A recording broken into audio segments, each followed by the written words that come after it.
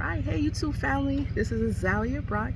I am going to start documenting my situation and being able to articulate what has happened to me here in Fontana as I'm getting my investigations going, because my civil rights as a black woman has been violated to the highest extent due to the fact that I'm reporting the same complaints and the same concerns to the same exact people that I'm complaining about. And I had to realize that was not smart, because I'm here in October and I'm still being attacked, I'm still being gang stalked, I'm still being harassed, and guess what? No one's not doing anything. It's because you're reporting it to the same people that is doing it to you. So now I'm reporting things to the NAACP. I'm reaching out to basically all civil rights organizations so that they can hear my story and actually know what's happening in communities where black people are isolated, because I'm in a city where I'm the only black person on the corner, and then when I go to the stores, I'm the only black person in the store. There's no black cashiers, there's no black customers, and then when I go to the hospitals, there's no black people, no black,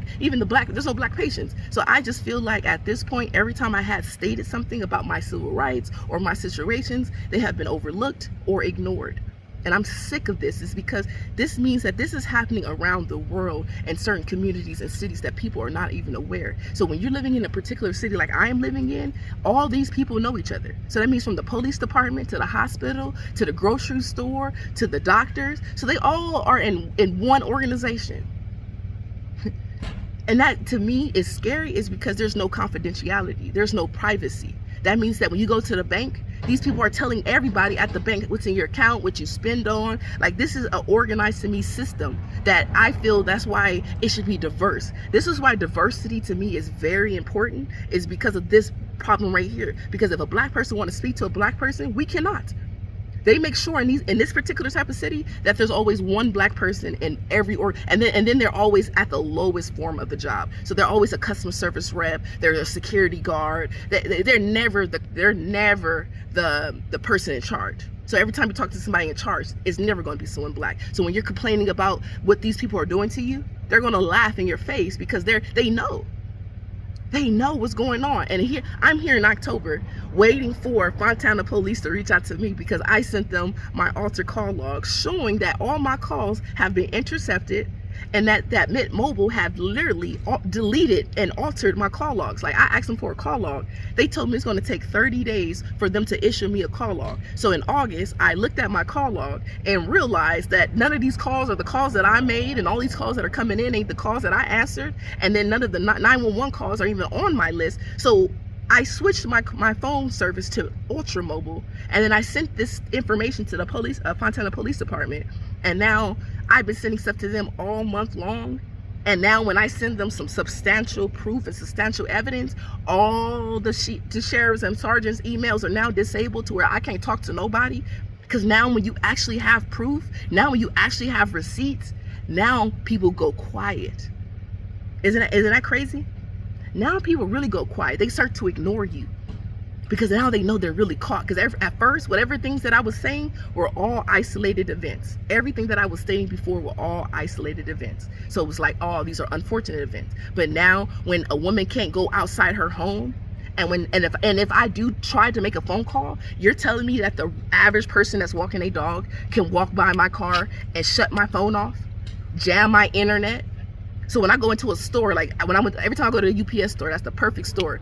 And I'm trying to give them my QR code or something to scan the return. My internet doesn't work. So I stand outside, my internet works, and then when somebody walks by, my internet drops. So I had to go back. I had to go into the grocery store just to see, because there was nobody in the grocery store, and then a flood of people start walking in, and then it just shows you they're still trying to slow anything down, like for you, or whatever the case might be. But all for what this video is for me to start saying that I am Azalea Brock, and I'm documenting my claims, and I'm going to start putting my name and my voice and my story out here, because now I see emails, posts doesn't do it. People need to see your voice. People need to hear you, feel you. That's the only way. And they was hoping that I do not get on this internet and show my face, because I really feel in the bottom of my bones that there's some doppelganger, that there's somebody that was ready to take, literally, I had my IDs, and like, there's stuff that I was placing in my car that I know I would never place in my car. Like, I have my IDs and my debit cards in my car, my resume in my car. I started to realize that I'm putting everything who I am in my car. So whenever, if someone was to total my car or break into my car, you have my ID, you have my debit card, you have my resume. My registration in my car is missing right now, so I don't know where's that at. So for right now, these allegations, I don't even care about any of that. All I care about is that my phone service is being disconnected, because there's people around here with Wi-Fi jammers and able to walk around with devices that are allowed to disconnect people's phone services or reroute their calls to some other false call center that actually have your information that you're questioning about, which is scary. You should not have my bank information. You should not. I'm sorry.